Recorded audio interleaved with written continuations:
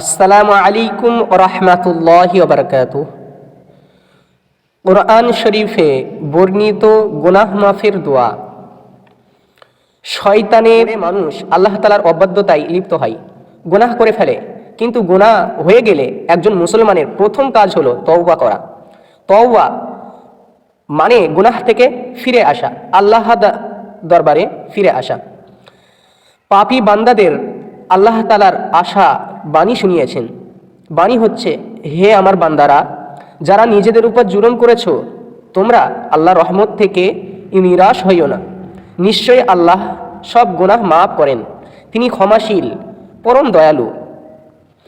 এক হাদিসে হযরত আবু হুরায়রা রাদিয়াল্লাহু তাআলা আনহু থেকে বর্ণিত আছে, রাসূল সাল্লাল্লাহু আলাইহি ওয়াসাল্লাম বলেছেন, তোমরা যদি পাপাচার করতে, এমনকি তোমাদের পাপ আকাশে সীমা পর্যন্ত পৌঁছে যেত, তারপরেও তোমরা তওবা করতে, তাহলে আল্লাহ অবশ্যই তোমাদের তওবাকে কবুল করবেন।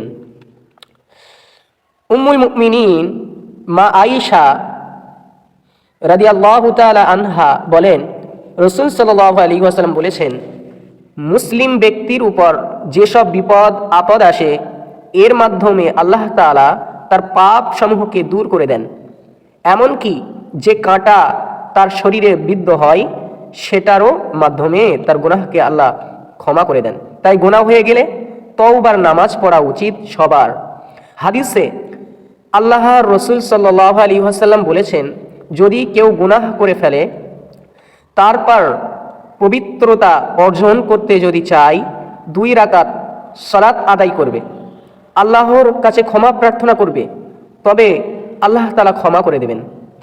তওবার নামাজ এর পর আল্লাহ তাআলার কাছে গুনাহ মাফের দোয়া করতে হবে।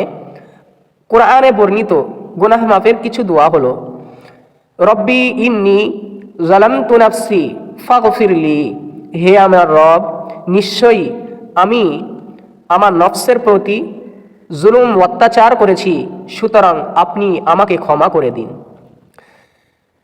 আনতা ওয়ালিয়ুনা ফাগফির লানা ওয়ারহামনা আনতা খায়রুল গাফিরিন, হে আমাদের অভিভাবক, হে আমাদের পরওয়ারদিগার, আপনি আমাদের অভিভাবক, সুতরাং আমাদের ক্ষমা করে দিন এবং আপনি উত্তম ক্ষমাশীল। রব্বিক ফির ওয়ারহাম আনতা খায়রুর রাহিমিন, হে আমাদের প্রভু, আপনি ক্ষমা করুন, দয়া করুন এবং আপনি সর্বশ্রেষ্ঠ দয়ালু।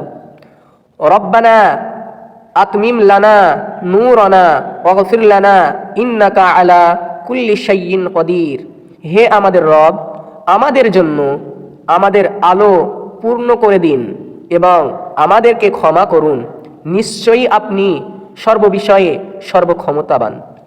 সামি'না ওয়া আতা'না গফরানাকা রব্বানা ওয়া ইলাইকাল মাসির, আমরা শুনলাম এবং মানলাম, হে আমাদের রব, আমরা আপনারই নিকট ক্ষমা প্রার্থনা করি আর আপনার দিকেই আমরা ফিরে যাই। এই দোয়াগুলি আমরা করব, আমরা যেন গুনাহ থেকে বাঁচতে পারি। আল্লাহ আমাদের তৌফিক দান করেন। সকলে বলি আল্লাহুম্মা আমিন। এই ভিডিওটি বেশি বেশি শেয়ার করুন এবং গুনাহ থেকে আল্লাহর দরবারে পানাহ চাই।